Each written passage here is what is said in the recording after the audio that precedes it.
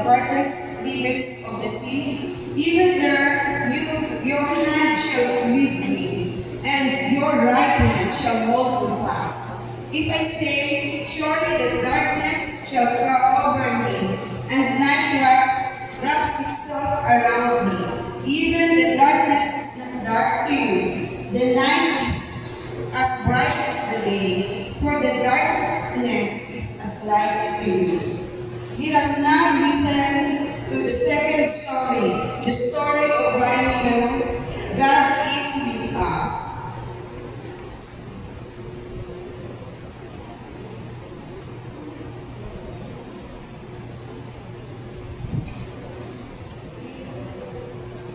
Kia Ohana. My name is Lilian. I was born in 1958 on the island of Kaitakarna. My parents and grandparents believed strongly in the value of culture for a good upbringing. I attended Agakura Primary School. For the first 3 years of my education, Cook Islands Maori was the language of instruction. However, as I moved on in school, it became clear that a lot of importance was placed on the English language. Sadly, the schools that I attended encouraged us to speak English in our classes and on the playground. We were told by our teachers not to speak our mother tongue. We were told to immerse ourselves in the English language. Unfortunately, many of the time believed that English was the universal language, the language of trade, and therefore the language of superiority. The influence by the West in those days was powerful. I struggled with this as I was fluent in Maori and spoke little English. My grandmother, Mama Meriwan, encouraged her grandchildren to speak Maori. I look up to Mama Meriana. She had a huge impact on my childhood. She was my mentor and role model in the way of life. It was through her that I learned valuable and lifelong skills of how to plant and prepare food and to speak the Rio Ayutthaya dialect properly. I strongly believe that our elders play a significant role in shaping who we are and where we come from. The English language has gained momentum over the years, and the value of our Maori language has been raised. Formal education during the early years of my life did not have a positive impact on me because what I learned at home from my parents, grandparents, and family contradicted what I was taught by my teachers in a Western classroom. The books and lessons that we read and learned from were all in English. I used to think myself, how are these English books and lessons going to help me plant vegetables, make the umu, grand oven, cook food, wash clothes, and feed the chickens and pigs. A strong feeling of loss led me to withdraw from engaging in the classroom. One time in school, I remember being caught speaking our indigenous language. My teacher punished me by making me wear a cardboard sign that said, I am a Maori speaker. She put me on detention and on a hot day made me pull out prickly wigs called PPPI on the school playground. I was humiliated and shamed in front of my peers. I never forgot that day. As a result of that experience, I was determined to speak English and say little about my mother tongue. This is just one example of how my language and culture was devalued. God gave us unique and special languages throughout the world, and we should honor and respect those languages. I believe that the Maori language needs to be paramount in our teaching and learning environment. Teachers and students can encourage Maori to be spoken, taught, and written in all subjects. And parents can give our Maori language a chance to survive by speaking it at home. During those formative years in my childhood, even though I was devalued and shaped by the school system, I know that God was still with me. Even when we are cast out and treated with disrespect, God is still with us.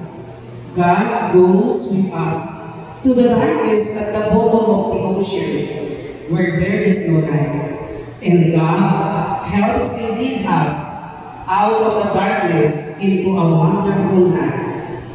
Kia orana e kia manua. Thank you for listening to my story. God bless you.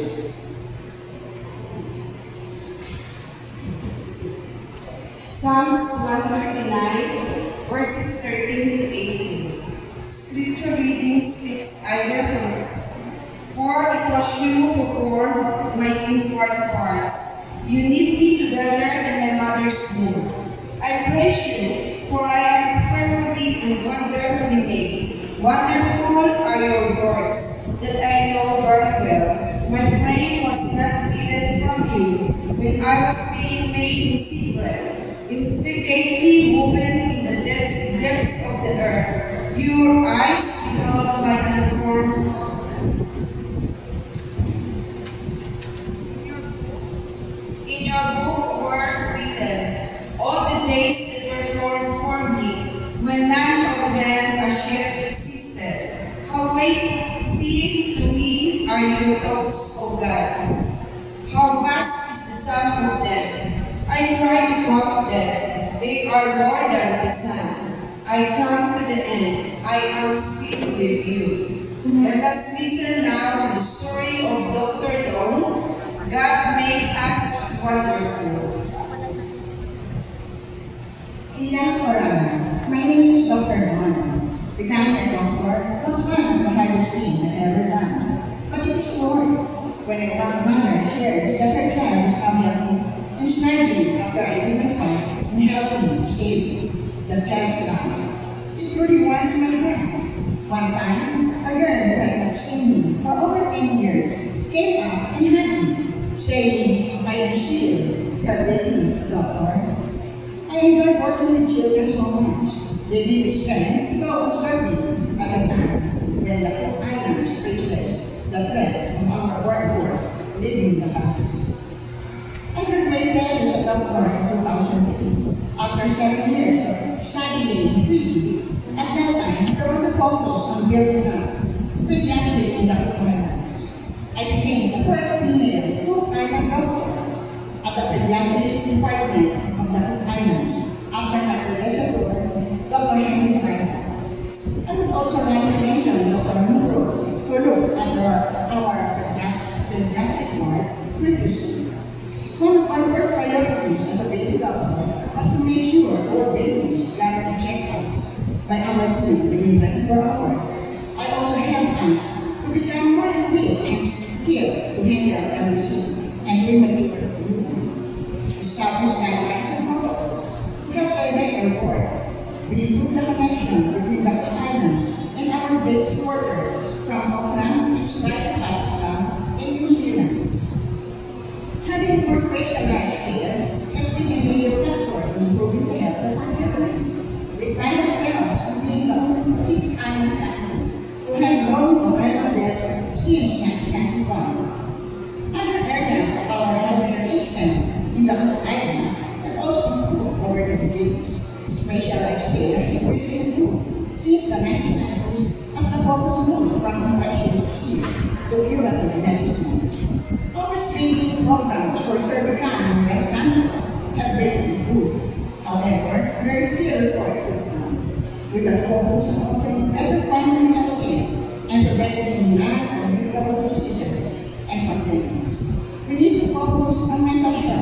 We need to strengthen a support system for our elderly. Our teenage pregnancies still need to be addressed. Although accessibility to contraception is relatively easy, the thing is more encouraging. Our communities must act and take accountability for their own health. Health and wellness are just for everyone. We cannot only improve if we work together.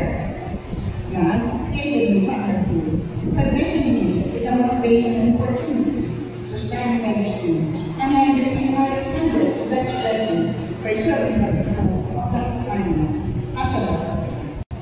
As I have worked in healthcare over the years, I realize more and more that God has made all of us wonderful.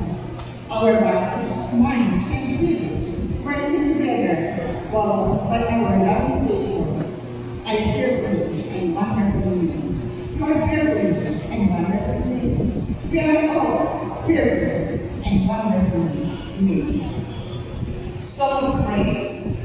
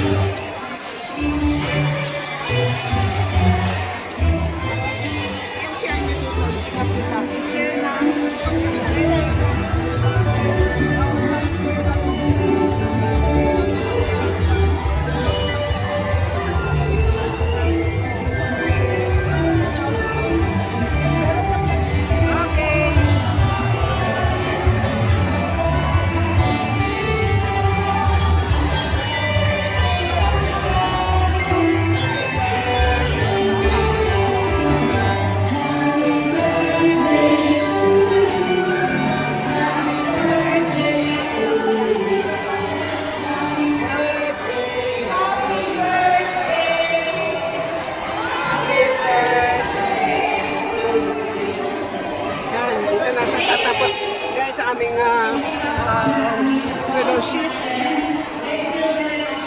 may nag-birthday kasi isang isang vice president namin. Lula siya. Okay. Bye guys, thank you so much.